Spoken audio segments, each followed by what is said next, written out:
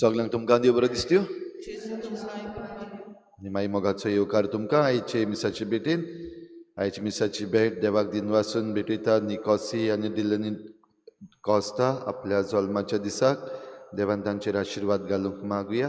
दुसरें दिसा हांव भेटयता देवाक दिन वासून आंतोनेता फिगरेडो आपल्या जल्माच्या दिसाक देवान तिचेर भरपूर आशिर्वाद घालूंक हे भेटेंत आमी मागुया.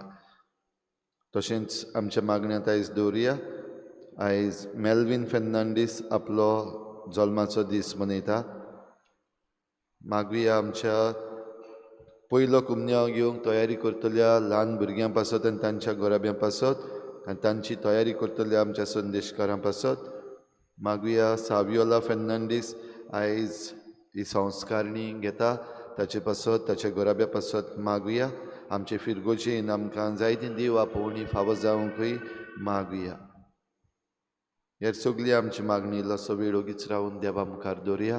आमच्या फिरगोजेची 400 वर्सां समारंभाक आमी आमची तयारी सुरू करतले. हांव हे तयारेचेर देवाचो आशिर्वाद मागुया. बापाचे आनी पुताचे आनी पवित्र आत्म्याचे नांवी आमच्या सोम्या जेजू क्रिस्ताची कृपा बापाचो मोग आनी पवित्र आत्म्याचो एकवट तुमचे सवे आसूं. भाव भयणीनो, जेजू आमी सदांच चिटकून रावंक आमकां आपयता. जायतीं देणी तो आमकां दीत आसा. फकत आमकां देणी मेळटात तेन्नाच न्हय पूण सगळ्या वेळार जेजूक चिटकून रावता तो सुभागी. पूण जायते फावटी आमी फकत आमकां गरज तेन्नाच जेजूशी धांवल्या, नाजाल्यार घोडी आमी ताका विसरल्या वा आमच्याच वस्तूंनी आमी गुल्ल जाल्या. असलें सगळें आमचें चुकीचें. देवा लागीं बोगसणे मागुया. हांव पातकी सुर पदवीदार देवा आनी तुमकां भाव भयणीनो, म्हजो गुन्यांव हांव चारून सांगता. मनान चिंतून तोंडान विचारून वायट धरून बरें सोडून हांवें जायतीं पातकां केल्यात. हो म्हजो अपराध, म्हजो बोड अपराध. ह्या पासत बागेन सदांच सांकवार मरेक सगळ्या देवदूतांक आनी भक्तांक आनी तुमकां भाव भयणीनो, म्हजे खातीर आमच्या सर्वेस्पर देवा लागीं विनोदी करात म्हूण प्रार्थून मागता. सुर पदवीदार देव आमची काकूत करूं, आमची पातकां बोगसून आमकां सासणाच्या जिविताक पावूं. सोम्या काकूत कोर, क्रिस्ता काकूत कोर, सोम्या काकूत कोर. प्रार्थुया. सुर पदवीदार आनी सासणाच्या देवा, स्वर्ग आनी संवसार तूंच चलयताय. तुजे परजेची प्रार्थना दोयेन आयकून घे आनी आमच्या काळार तुजी शांती आमकां फावो कर. हे आमी मागता आमच्या सोम्या तुज्या पुता जेजू क्रिस्ता वरवीं. तो खरो देव तुजे सगळें पवित्र आत्म्याच्या एकपणान जी येता आनी राजवट चलयता देवा सासणाच्या सासणा.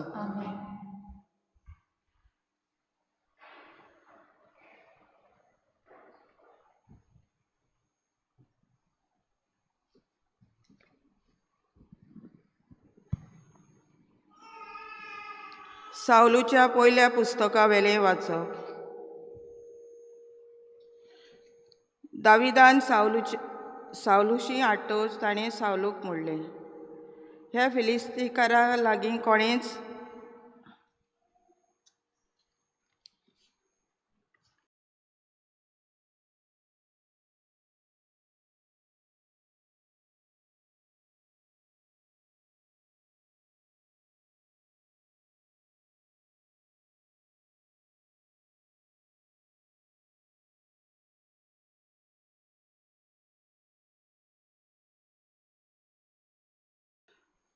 सावलूच्या पयल्या पुस्तका वेलें वाचप.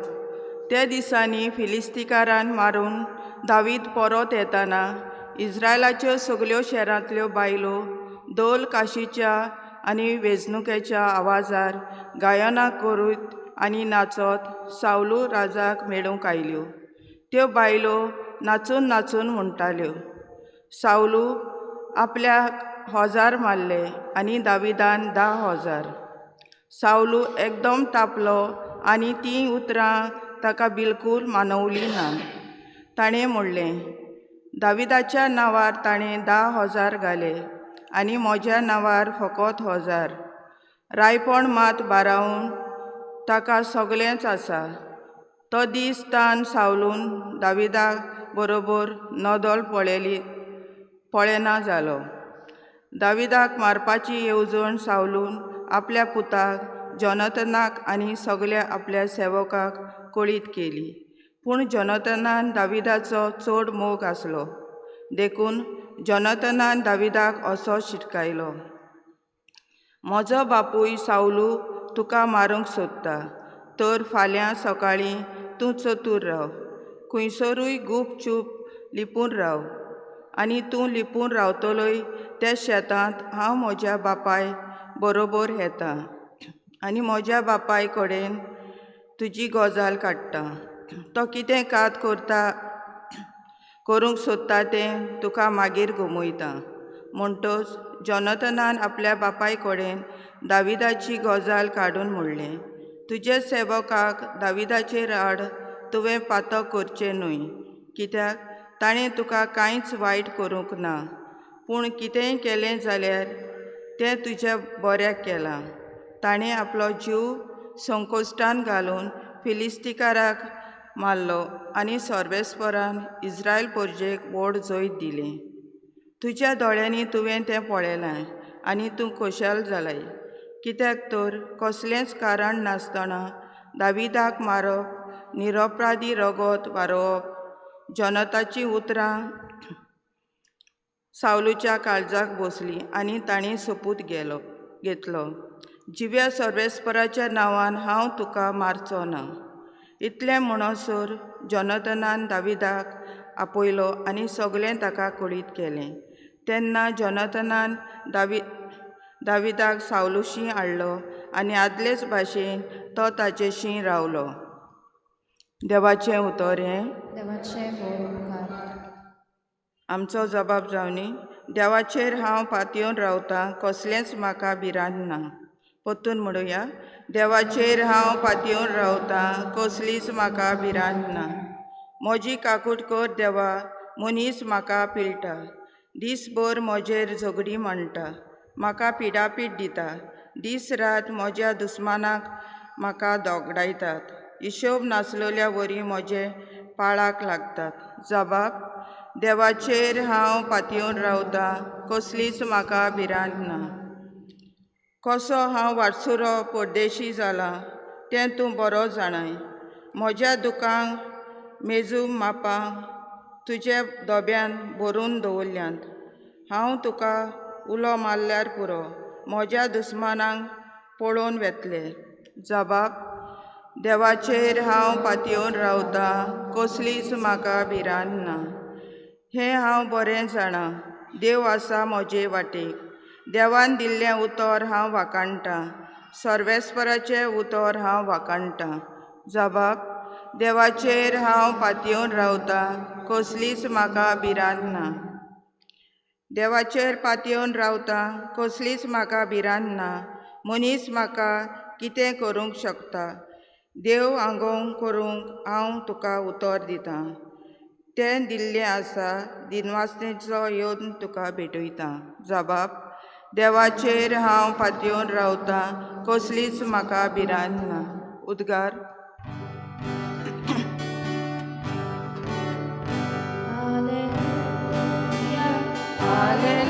Hallelujah, hallelujah, hallelujah, hallelujah, hallelujah. आमच्या सोम्या जेजू क्रिस्तान मरणाचो भस्म केलो. शिव वर्तमाना वरवीं ताणें जिवीत फांकयलें, अमरपण परजळायलें.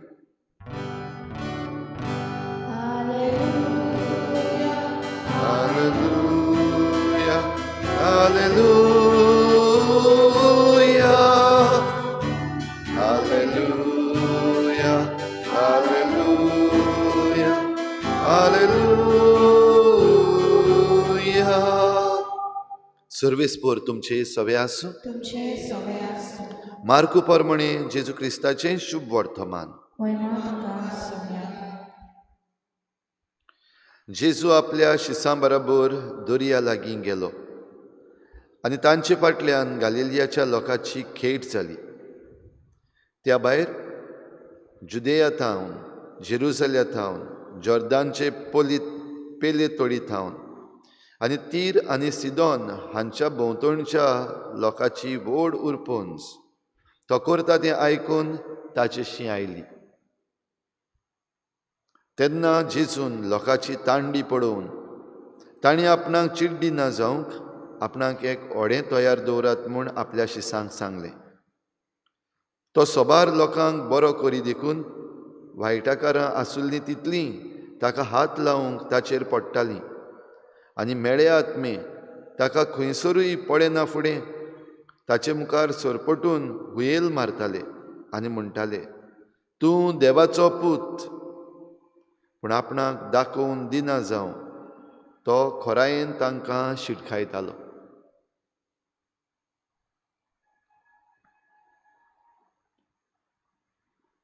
जेजू क्रिस्ताचें शुभ वर्तमान हें वखणां तुका Crysta.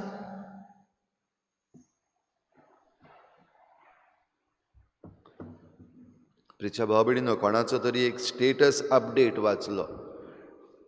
Trying to regain my lost sanity. Trying to regain my lost sanity. ही उतरां वाचलीं तेन्ना हो स्टेटस आयज एकल्याचोच काय आमच्या जायत्या जाणांचो आयज सारको स्टेटस जाल्लो आसा. We have lost our sanity. आनी जरी तर if you are trying to regain your lost sanity, कितें करपाचें, उपाय कितें? आयचें देवाचें उतर भाव भयणीनो ह्या प्रश्नाक म्हाका जबाब दिता. आयचें पयलें वाचप आमी आयकता सामुएलाच्या पुस्तकान दावीद त्या फिलिस्तिकाराक मारून आतां फेमस जावपाक लागला. लोक ताची तोखणाय करता आनी आयज आमी आयकता ह्यो सगल्यो बायलो ज्यो आसात त्यो नाचतात आनी नाचता आसतना तांची ही सुवय गितां गावपाची, थिंगा ऑन द स्पॉट कंपोज करपाची. जाल्यार सावलू राजा जावन ताच्या नांवाक ती नाचतात आनी म्हणटात ताणें ओजार मारले. आनी दाविदान जरी फकत एकल्याकूच मारलेलो, एकल्याच फिलिस्तिकाराक, आनी ते एकल्या फिलिस्तिकाराक मारल्या उपरांत सगळे फिलिस्तिकार पडून गेले. 10,000 मारले. ताची ही नामणां जी जाता ती पळोवन सावलू राजा जावन सगळी पदवी ताचे लागीं आसुनूय भितरल्यान सावन खुशी ना. कित्याक ताचेर नाटकायेन बोल्लो, जेलसी. ताका बरेंपण मेळ्ळां ह्या पासत ताका जिवेशी मारपाक सोदतालो. म्हणपाक जाता ही लॉस्ट हीज सॅनिटी. पूण भाव भयणीनो, आयचें पयलें वाचप काबार जाता आसतना आमी आयकता तेजी सॅनिटी परतून येयली. कशी येयली हें गरजेचें. ती परतून येवपाक थंयसर जोनाथन आसा. जोनाथन सावलूचो पूत आनी दाविदाचो इश्ट. तर हे इश्टा गोतीन जेन्ना ताणें आपलो बापूय आपल्या इश्टाक मारपाचो प्लॅन कोत्ता हें जाणा जालो, ताणें रोखडोच आपलो दुसरो प्लॅन काडलो. सॅनिटी आसलेलो म्हणल्यार सोयरानार रावन दाविदाक कळयलें पयलीं चतूर राव. दुसरे वाटेन आपल्या बापाय लागीं उलयलो, तुवें चतूर राव. कित्याक हें सगलें जाल्या उपरांत आनी दाविदाक जेन्ना ही सगळीं नामणां मेळटालीं, सगळीं ताची तोखणाय करतालीं, तेन्ना तो चतूर नासलो. जरूय जशें जोनाथनान बापायक उगडास केला, जेन्ना ताणें फिलिस्तिकाराक मारलो दाविदान आनी आमकां जैत मेळ्ळें, तूं खुशाल जालो. पूण आतां तुका कितें जालां? त्या उपरांत तूं चतूर कित्याक ना? कित्याक त्या इनोसेंट रगत ज्या रोगतान वो ज्या मनशान तुका हें जैत फावो केलां ताचें तूं इनोसेंट रगत कित्याक वारोवपाक सोदताय? भाव भयणीनो, डिस्कनेक्ट जालोलो तो कनेक्ट जालो परतून सावलू. आनी सावलून मागीर रोखडेंच निचेव केलो, ना, जिव्या सर्वेस्परा देवाच्या नांवान हांव ताका मारचो ना. आनी परतून ताका ताणें हाडलो.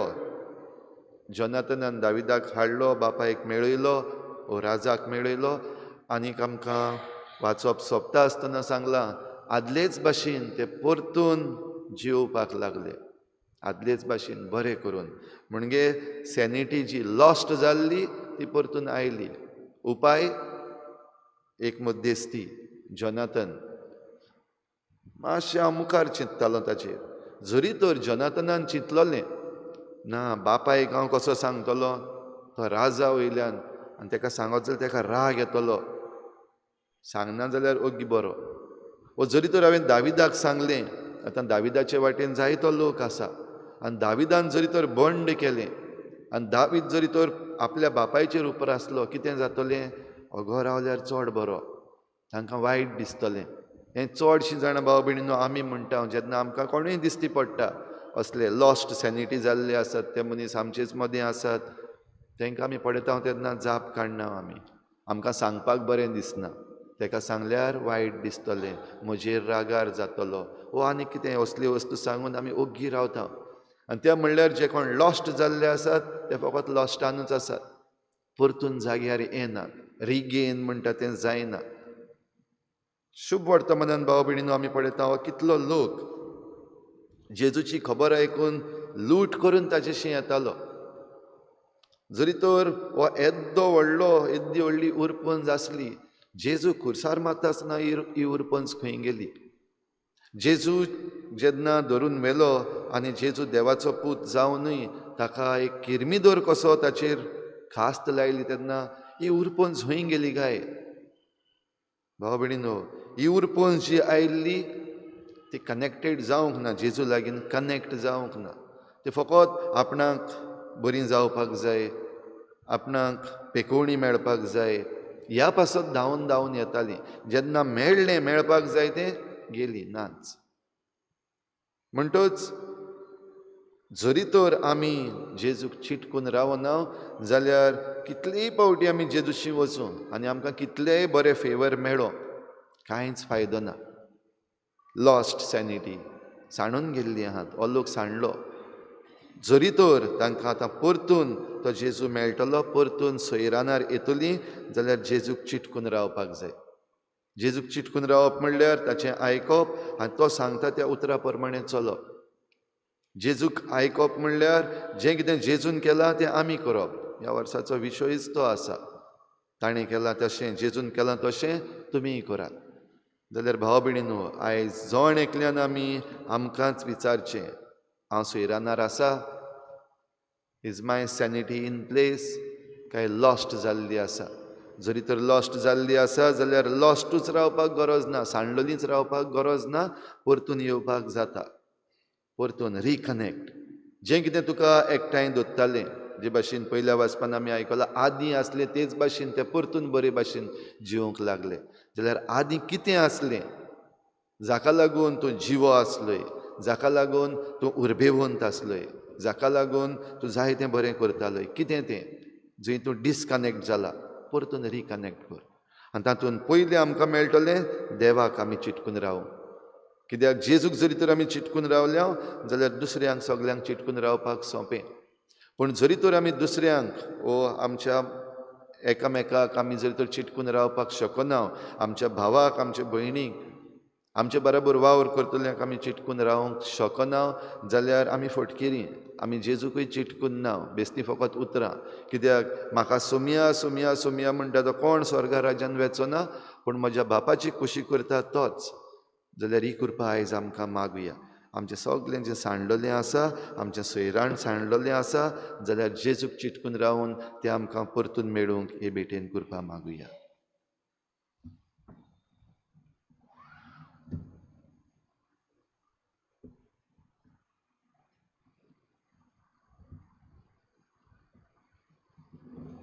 गायक घेऊया C32, पेज नंबर 42.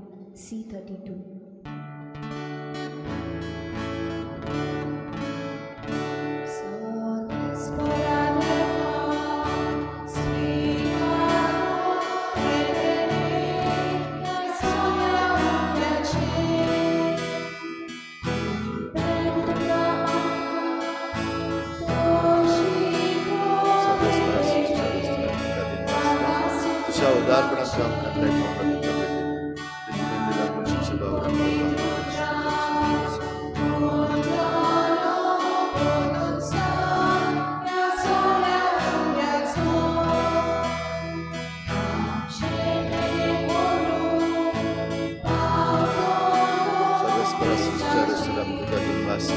तुझ्या उदाहरणांच्या दाखांचं स्वरूप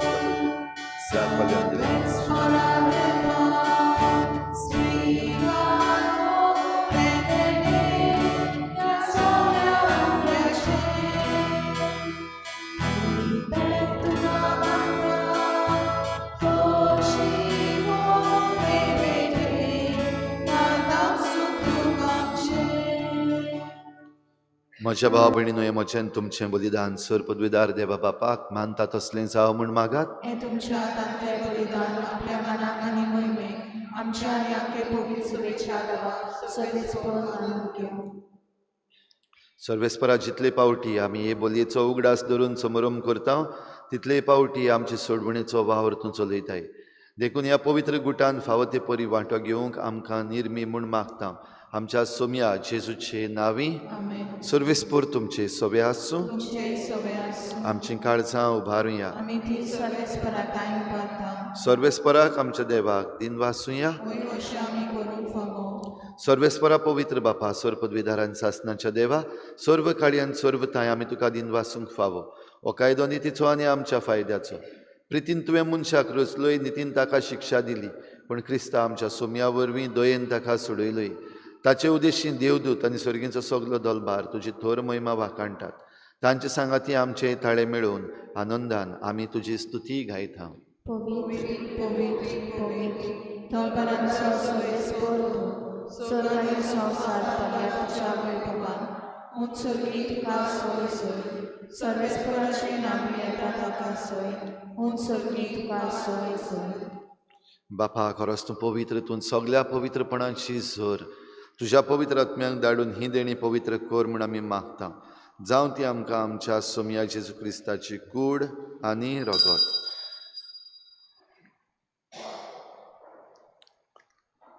आपलेच कुशेन कोश्ट मरण सोसूंक वेचे आनी ताणें उंडो घेतलो. तुका दिन वासून तो मोडलो. तो आपल्याशी सांग दिलो आनी म्हळें, हो तुमी समेस्त घेयात आनी खायात. ही म्हजी कूड तुमची पासत समर्पूंची.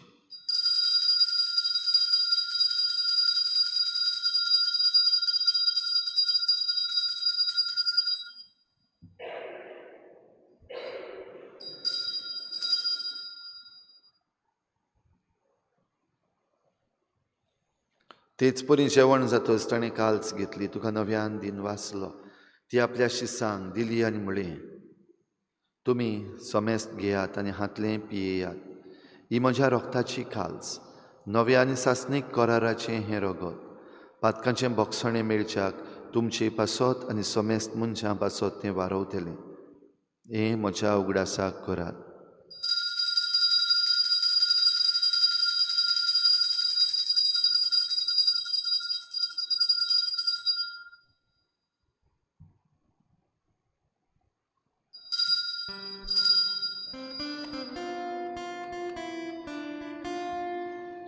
बाबार्थाचो गुटपूर गोठुया.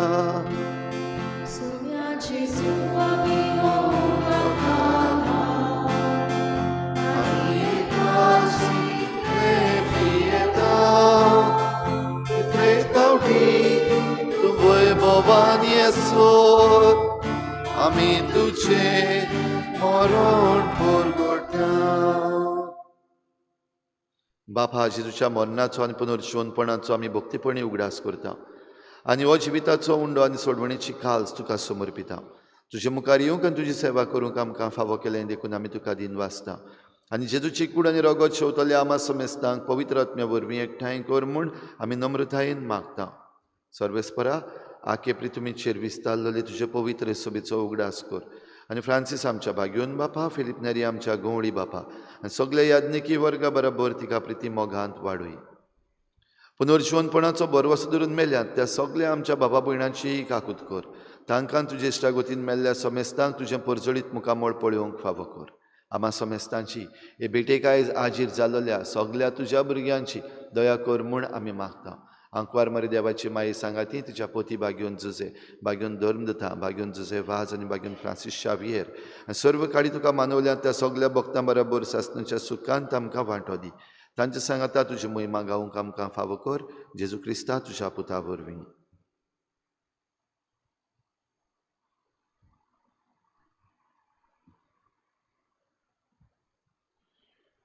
त्याच जेजू वरवीं त्याच जेजू सांगाता त्याच जेजू थंय पवित्र आत्मेच्या एकपणान सर पदवीदार बापा सर वंदन आनी वैभव तुका ससनाच्या ससना. आमेन.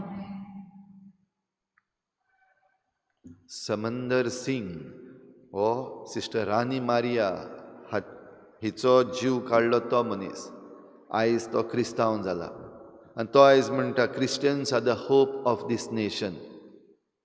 एके भाशेन आपण कशे भाशेन त्याची सॅनिटी लॉस्ट जावन आपण तेजो जीव काडलो हें तो मानून घेता. पूण आयज आपूण एक बरो क्रिस्तांव कसो जियेता. भाव भयणीनो, आमी आमच्या जिवितांत जरी तर सांडलोलीं आसा जाल्यार परतून जेजूची येवया, जेजूक चिटकून रावया आनी जेजून शिकयल्लें प्रार्थन सगलीं बापाक उबारुया. आमचे बापा सुर्गीच्या नांव पवित्र जावं, शराज आमकां कशी स्वर्गाक जाता तशी संवसारांत जा. आमचो दिसपट्टो गिरास आमकां दी आनी आमी आमचे चुकल्यांक बक्षिता तशी आमची पातकां बगोस आनी आमकां ताळणीत पडूंक दिवं नाका पूण वायटांतली आमकां निवार. सर्वेस्परासोर वायटांतली आमकां निवार. दया करून ह्या जिवितांत सवस्काय आमकां दी. सर्गीच्या सुखाक आनी आमच्या सोडवणणाऱ्या जेजू क्रिस्ताच्या येण्याक आमी बरवाचन नोतरेकता. तर आमकां तुजे उदार काकलुतीन सर्व पातकांतली सुटय आनी सर्व आकांतांतली वाटाय. सोम्या जेजू क्रिस्ता तुवें तुज्या धर्मदतांक म्हळें तुमकां शांती दवरता म्हजी शांती तुमकां दिता. आमच्या पातकांचेर न्हय पूण तुजे पवित्र सभेच्या भावार्थाचेर दिश्ट घाल आनी तुजे कुशे परमणे तिका शांती दी आनी तूंच तिका एकवटान सांबाळ. जो जियेताय आनी राजवट चलयताय ससनाच्या ससना. सोम्याची शांती सदां घाल तुमचे सवे आसूं. एकामेकाक मोगान शांती दिवया.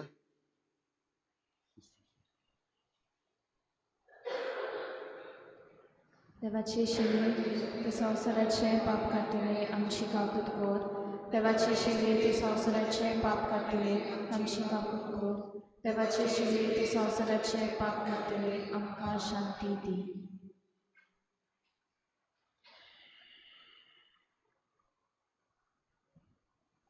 ही देवाची शेळी संवसाराचें पाप काडटा ती. शेळीच्या जेवणाक आपयल्यात ती आमी सगळीं सुभागी. पूण तुज्या एकाच पुत्रान म्हाका बरें केलें.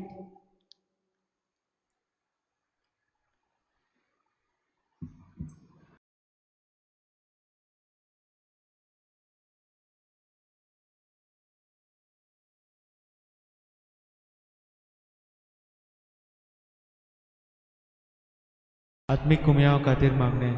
मोगाळा जेजू तूं भोव पवित्र संस्कारान हाजीर आसाय म्हूण हांव सत मानता. सगळ्या वस्तूंवन हांव तुजो मोग करता आनी हांव तुका म्हज्या आत्म्यांत घेवन आशेता. हे घडयेक तुका हांव संस्कारांत घेवन शकना म्हणटच आत्मीक वाटेन तरी म्हज्या काळजांनी तूं म्हज्या काळजांत आसा म्हूण समजून हांव तुका वेंगयता आनी आख्खीच तुका एकवटा. तुजे कडसून केदींच वेगळी जावं म्हाका दिवं नाका.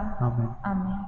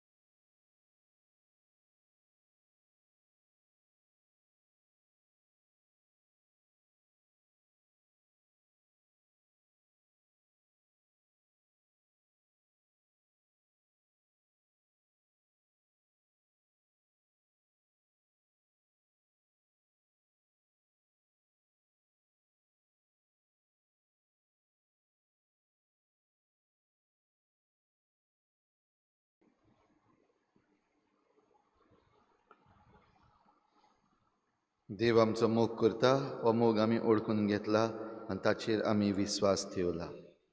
प्रार्थुया. देवा आमच्या बापा, तुवें आमकां एकाच सर्गीच्या उंड्यान दादोशी केले. तर एका काळजाची आनी एका मनाची आमी जावच्याक आमची मनां आनी काळजां तुज्या मोगाच्या आत्म्यान भर. आमी मागता तुज्या पुता जेजूचे नांवी. सर्वेस्पोर तुमचे सवे आसूं. सर पदवीदार देव बाप आनी पूत आनी पवित्र आत्मा तुमचेर आशिर्वाद घालूं. वचून या जेजूची शांतीन आनी मोगान तुमकां धाडटा. आयज संस्कारणीचे मीस सांजेर 4:30 वाजता आमचो बिस्प साहेब फिलीप नेरी कार्दियल फेरांव आमचे बरोबर आसतलो. आमी ताचे बरोबर ह्या सांजेचे समारंभणेन वांटो घेवया.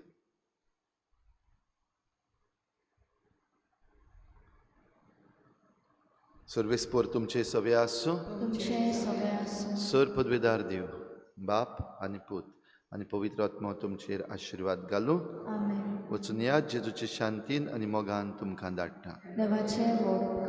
सान फ्रांसीस शावेराच्या रेलिकेचे दोबाजीक दाखोवणी आनी 2025 उत्सवीक वर्साचे तयारेच्या निमतान मागणे. सर्वेस्परा देवा आमच्या मोगाळ बापा, काळा काळी तूं मनशाक आपयताय, आकारताय आनी पाटयताय. बागेवन फ्रांसीस शावेराच्या आपोवण्या आनी विसावा पासत आमी तुका दिनवासता. तुज्या पुताच्या कुर्साचेर नदर थिराव ताचें मन बदलप जालें.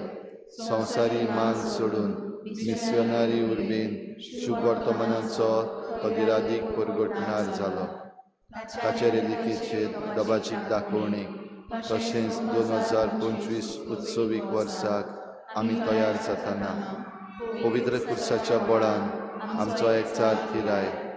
तुज्या उतराच्या उजवाडान आनी परिशदीक मनान तुवें दिल्लें मिसांव सहभागिलीपणान फुडें व्हरूंक आमचीं पावलां उजवाडाय. अशें पवित्र आत्म्याचे स्फुर्तीन संवसाराक बरवसो दितली शुभ वर्तमानाची उर्बेवन परगटणारां आमकां कर. आमीन. गायन घेऊया F8 पेज नंबर 89 F8.